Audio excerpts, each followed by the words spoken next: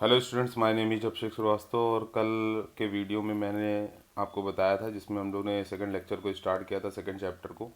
उसमें हम लोग ट्यूटोरियल 2.1 तक हम लोग ने इसको कवर किया था। ट्यूटोरियल 2.1 में हम लोग ने कई चीज़ें पढ़ी थी, जिसमें आपका जो क्वेश्चंस हैं उसको हम लोग लूप और मैथ्स के अकॉर्डिंग उसको सॉल्व कर रहे थे। इसके अलावा साइन कन्वेंशंस को यूज़ कर रहे थे और किरचॉफ लॉ को यूज़ कर रहे थे। ठीक है, बेसिकली ज़्यादातर क्वेश्चन आपके किरचॉफ लॉ पे बेस्ड हैं।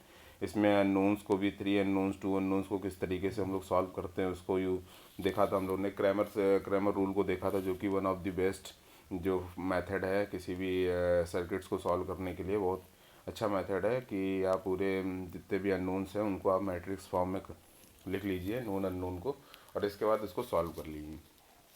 केवीएल केसीएल के थ्रू हम लोग ने सॉल्व करना सीखा था।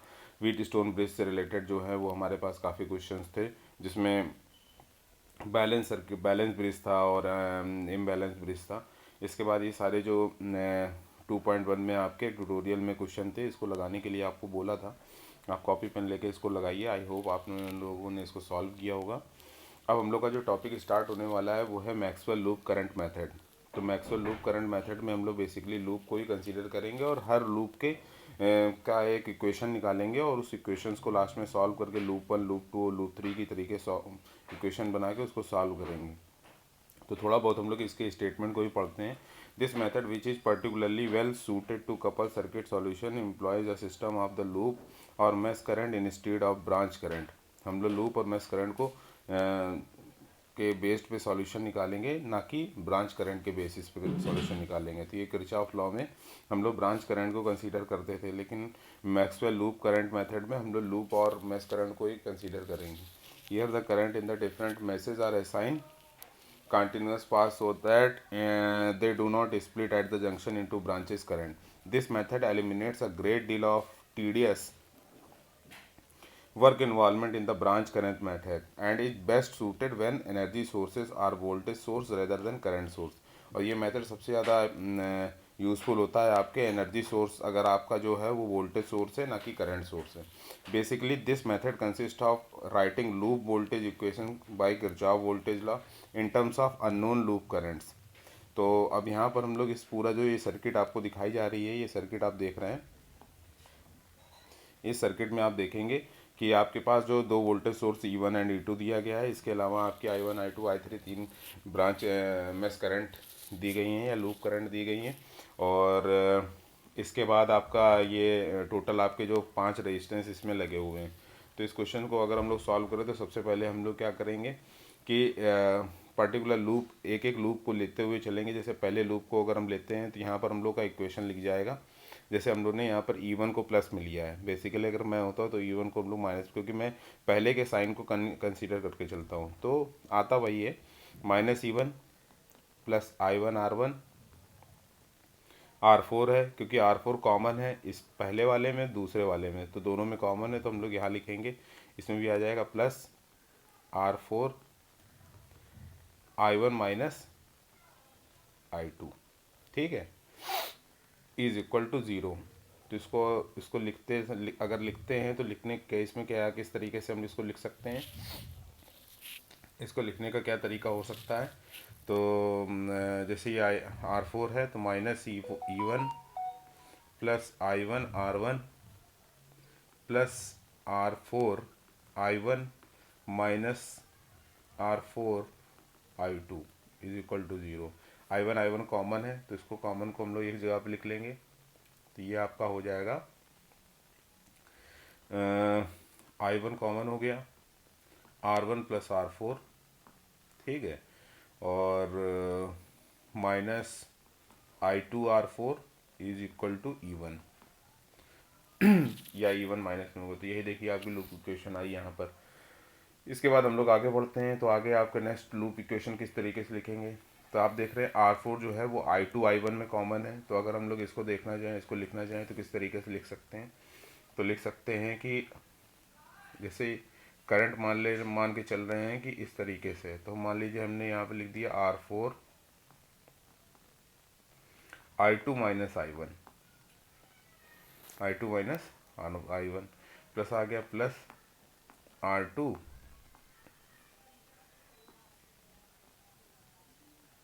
फिर से लिख देता हूँ मैं, I2 minus I1 plus R2 और I2, ठीक है।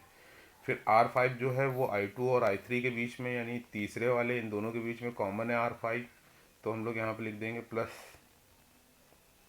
R5 I2 minus I3। तो यहाँ पर आप देखिएगा इसी तरीके से इस क्वेश्चन को लिखा गया है, जैसे I2 R2 हो गया plus R4 I2 minus I1 हो गया, I5 I2 माइनस I3 हो गया। ये माइनस इन्होंने साइन ले लिया, हमने प्लस साइन ले लिया है, प्लस ये बराबर हो जाएगा 0 के। तो ये भी इक्वेशन आपकी वही आ जाएगी, ठीक है। इसके नीचे की इक्वेशन आप देख सकते हैं। इसी तरीके से लूप 3 की इक्वेशन, और जब ये पूरी इक्वेशन बन जाएगी तो हम इंडिविजुअली एक दूसरे से रिलेट करके सारे इक्वेशंस के जो भी आपके वेरिएबल पैरामीटर्स हैं या फिर जो भी पैरामीटर्स हैं उनकी वैल्यू को हम लोग फाइंड आउट कर लेंगे। अब मैथ्स एनालिसिस अगर हम मैट्रिक्स फॉर्म में करना चाहें कि मैट्रिक्स से कैसे सॉल्व करेंगे, अभी तो आपकी इक्वेशन फॉर्म में लूप इक्वेशन निकल के आई थी और इक्वेशन में सॉल्व कर रहे थे। अगर हम इसको मैट्रिक्स एनालिसिस के बेसिस पे सॉल्व करें तो किस तरीके से क्या करेंगे, तो हम सबकी इक्वेशंस जो हैं वो बना लेंगे। जैसे एक इक्वेशन ये बन गई, एक इक्वेशन ये बन गई और एक इक्वेशन आपकी ये बन गई, तो 1 2 3 इक्वेशन बन गई, जिसमें आपके तीन जो हैं वो वैल्यू जो है वो वेरिएबल के बेसिस पे हैं, बेस्ड हैं, और आपकी जो सोर्सेज हैं वो आपके इंडिविजुअल सोर्सेज जो हैं इंडिपेंडेंट सोर्सेज हैं, ठीक है। तो इंडिपेंडेंट सोर्सेज को हम लोगों ने इस तरीके से लिख लिया, क्योंकि बाकी पहले वाले अगर लूप में देखें तो जितने भी वोल्टेज ड्रॉप हैं वो E1 पे बेस्ड हैं, यानी E1 के इक्विवेलेंट है, ये E1 के बराबर है।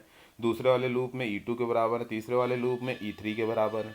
तो इसको इस तरीके से इक्वेशंस को लिख लिया। अब मैट्रिक्स की इक्वेशन कैसे लिखी जाती हैं ये आपको मैथमेटिक्स के पहले ही चैप्टर में बताया गया होगा, पढ़ाया गया होगा।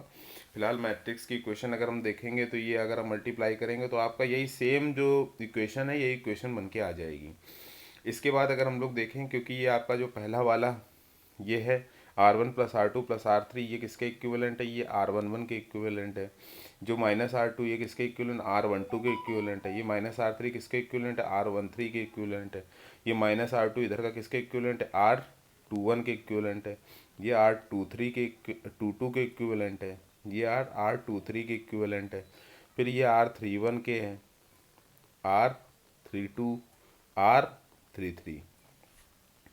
तो ये आपको यहाँ बताया गया है। अब यहाँ पर अगर आप देखते हैं कि जैसे R12 है तो R21 के बराबर होगा, R12 is equal to R21। तो जो कॉमन मैथ्स है, जैसे 1 और 2 के बीच में कॉमन मैथ्स है, उनका सम हो जाएगा, ठीक है। और जैसे यहाँ पे लिखा हुआ है R12 is equal to R21 is equal to minus sum of all resistances common to meshes 1 and 2। R23 is equal to R32 minus sum of all resistance common in 2 and 3। तो ये इक्वेशन आपकी इस तरीके से बन जाएगी। अब ये इक्वेशन कितनी भी बड़ी हो सकती है, कितनी भी छोटी हो सकती है, तो इसको इस तरीके से हम लोग बना लेंगे। बनाने के बाद इसको चाहे तो हम क्रैमर मेथड से सॉल्व कर लें और चाहे तो हम इसको नॉर्मली सॉल्व कर सकते हैं मैट्रिक्स मेथड से भी। तो एक हम लोग क्वेश्चन देखते हैं, एग्जाम्पल 2.30। एग्जाम्पल 2.30 में क्या बताया गया है, यहाँ पर एक सर्किट है 2.53 की। तो 2.53 की ये सर्किट है। इस सर्किट में हमको ये बताया गया है कि इसकी इक्वेशंस बनाते हैं, जिसमें इसमें 3 लूप हैं। बेसिकली 3 लूप में अगर हम लोग यहाँ इक्वेशन, वैसे तो लूप अगर 3 लूप में अगर हम देखें इक्वेशंस में, तो पहले लूप में हम लोग देखते हैं तो यहाँ पर अगर R11 निकाले तो R11 में क्या आ जाएगा, 132 आ जाएगा। तो 132 इज इक्वल टू 6 Ω। R22 अगर निकालें तो R22 में I2 केस में तो ये आ जाएगा R22 में 214 आ जाएगा। R अगर 33 निकालें तो R3 में 213 आ जाएगा। तो ये देखिए आपकी वैल्यू आ गई, ठीक है। अब R12 is equal to R21 is equal to -2 ohm हो जाएगा। तो R12 का मतलब हो गया पहला लूप, और जो दूसरा, तो R12 is equal to R21 भी हो जाएगा। तो ये बीच में ये कॉमन पड़ रहा है 2 ओम, ये -2 आ जाएगा, ये देखिए आ गया। फिर R23 के केस में देखेंगे तो ये 3, ये 1 है, 23 में 1 है तो ये हो जाएगा -1। इसके बाद इसी तरीके से R13 में देखेंगे तो -3। दो वोल्टेज सोर्स आप यहाँ पर कंसीडर, तीन वोल्टेज सोर्स हमें कंसीडर, क्योंकि तीन लूप है तो तीन वोल्टेज सोर्स हमको लेने पड़ेंगे। तो पहला तो हमको दिया है 5 वोल्ट का, दूसरे में दूसरे वाले लूप में कोई है नहीं, तीसरे वाले में कोई है नहीं, तो ये हो जाएगा। ठीक है, इस मैस में।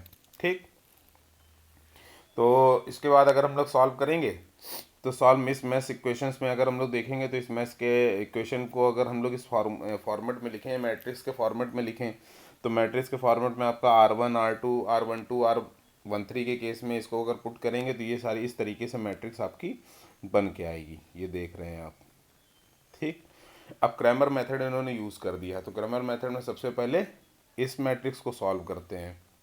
ठीक, इसको सॉल्व करते हैं, तो इसको सॉल्व करेंगे तो आपका 147 आएगा। फिर इसके बाद हम 500 को -3 -1 6 पे रख देंगे। ठीक है, तो हमारा क्या आ जाएगा, डेल्टा 3 आ जाएगा, तो हमें I3 मिल जाएगी, I3 की वैल्यू मिल जाएगी। इसी तरीके से हम I2 की वैल्यू भी निकाल सकते हैं, I1 की वैल्यू भी निकाल सकते हैं, लेकिन यहाँ पर बेसिकली क्वेश्चन में दिया गया था कि हमें I3 की ही वैल्यू निकालनी है। ठीक है, अगर I2 की निकालनी होती तो क्या करते, -2 7 -1 को रिप्लेस कर देते 500 से। ठीक, और इसके बाद हम इस मैट्रिक्स को सॉल्व कर लेते हैं। अब हम लोग आते हैं आगे का, नेक्स्ट क्वेश्चन है एग्जाम्पल नंबर 2.31। एग्जाम्पल नंबर 2.31 को अगर हम लोग सॉल्व करें तो एग्जाम्पल नंबर 2 इसमें क्या दिया, determine the current supplied by the each battery in the circuit. आपको I1 I2 I3 की वैल्यू फाइंड आउट करनी है। तो आप क्या करें, मैथ्स वाला अप्रोच लगा दें सॉल्व करने का। तो सबसे पहले अगर हम लोग इस मैथ्स को देखें, सॉल्व करें, क्योंकि इसमें कई बैटरी सोर्सेज हैं, तो कई बैटरी सोर्सेज के केसेस में हम उसको इम्प्लीमेंट नहीं कर सकते हैं, करने को कर भी सकते हैं, लेकिन अभी हम लोग नॉर्मली इसमें जो है वो मैथ्स एनालिसिस वाला यूज़ करेंगे। सबसे पहले हम लोग क्या करेंगे, ये आपका है minus plus plus minus plus minus plus minus. तो अगर हम लोग देखें इस इक्वेशन को लेके तो -20 + 5I1 + 3I1 - I2 + 5 = 0।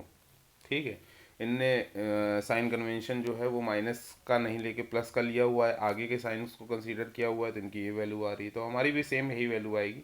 सॉल्व करके देखेंगे तो ये आ जाएगी -15 और प्लस 8I1, 1 मिनट, 8I1 और 8I1 -15 इधर लिख लेते हैं, -15 + 8I1 और ये हो जाएगा -3I2 = 0। तो 8I1 - 3I2 = 15, यही वैल्यू देखिए आपकी यहाँ आई है। इसके बाद अगर हम लोग सेकंड लूप में देखें तो सेकंड लूप के केस में आप देखेंगे सॉल्व करेंगे तो यहाँ पर भी हम साइन कन्वेंशंस लेके चलते हैं। मान लीजिए फॉर एग्जांपल साइन कन्वेंशन ले लेते हैं, तो इसको साफ कर लेते हैं, साइन कन्वेंशन ले लेते हैं, तो ये हो जाएगा -5, इधर से ही चलते हैं। ठीक, -3I2 - I1, फिर इधर से चलते हैं,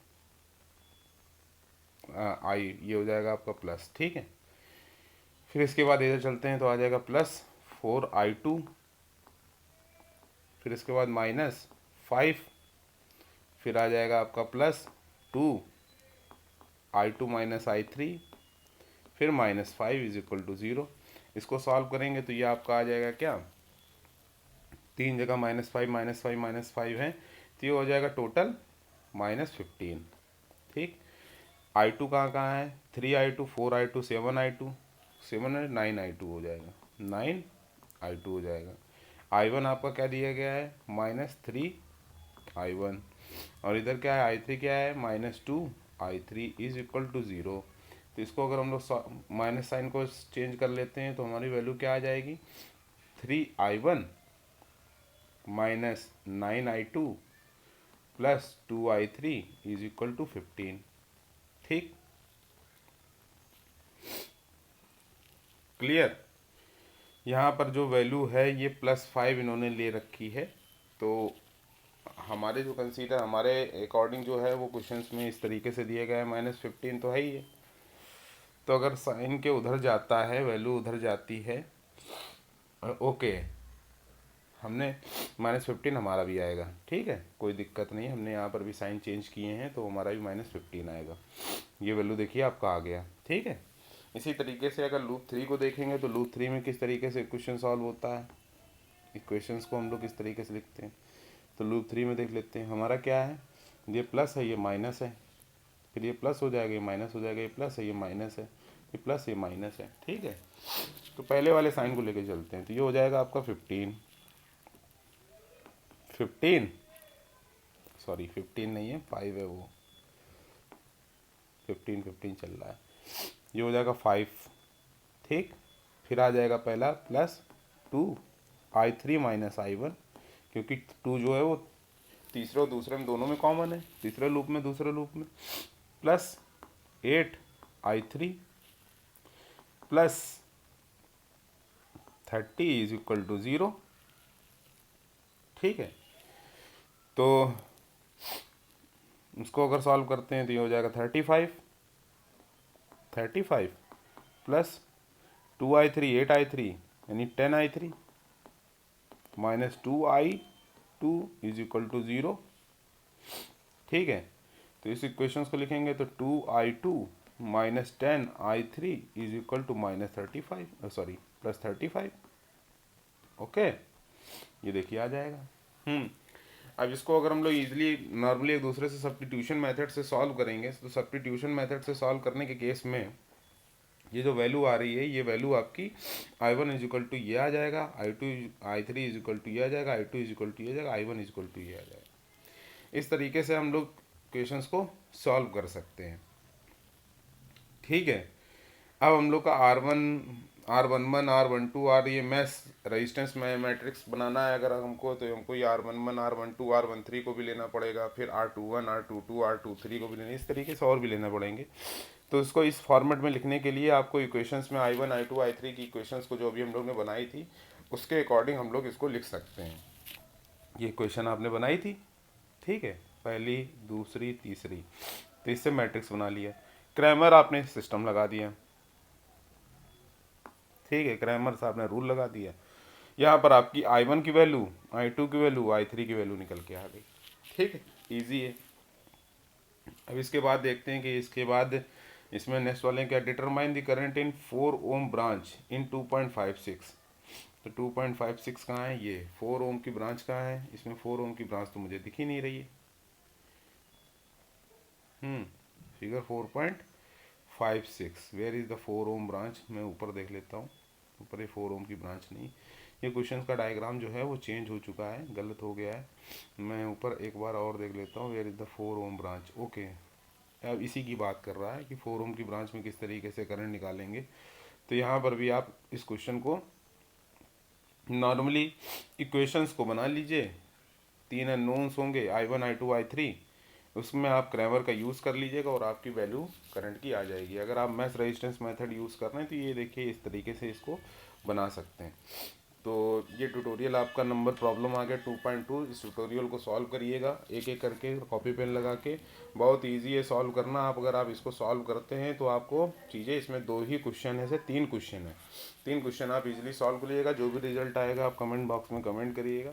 अगर आपका सॉल्यूशन मुझे अच्छा लगता है तो आपके इसके सॉल्यूशन को मैं कम्युनिटी पोस्ट पे पोस्ट करूँगा। अगर इन केस कोई प्रॉब्लम आती है किसी क्वेश्चन में, एग्जाम्पल्स प्लस एक्सरसाइज ट्यूटोरियल में कोई प्रॉब्लम आती है तो आप मुझे कमेंट करिए, मैं उसका सॉल्यूशन आपकी कम्युनिटी पोस्ट पे पोस्ट करूँगा, या आप उसके अगर क्वेश्चन अच्छा रहता है तो उसके लिए एक स्पेशल वीडियो बना के मैं अपने चैनल पर अपलोड करूँगा, और अपलोड करेंगे तो आपके पास नोटिफिकेशन तो आ ही जाएगा। तो अगर ये वीडियो आपको अच्छा लगता है तो इस वीडियो को लाइक करें, चैनल को सब्सक्राइब करें, और अपने दोस्तों के साथ, अपने फ्रेंड्स के साथ शेयर करें ताकि वो भी इसका फ़ायदा उठा सकें। तो ये हमारे BL थ्रेजा जो बुक सीरीज़ है उसका दूसरा चैप्टर चल रहा है, ट्यूटोरियल 2.2 तक हो गया है, और आने वाले समय में हम लोग इस पूरे वॉल्यूम को ख़त्म करेंगे। हमारे पास और भी 3 वॉल्यूम हैं, उनको भी पढ़ना है। साथ ही साथ हम SSC JEE और UP PCL JEE के सिलेबस को भी कवर करेंगे। अभी मैं नोट्स वगैरह उसके प्रिपेयर कर रहा हूँ, तो जैसे ही प्रिपेयर हो जाते हैं हम आपको पूरा उसके नोट का 1 आवर का मैराथन जो है रिवीजन वीडियो बनाएंगे, जिसको देखकर आप अच्छा स्कोर कर सकते हैं। तो आप करियर में अच्छी जगह पर सेलेक्ट हों, इसके लिए आपको बहुत बहुत शुभकामनाएं। Thank you so much.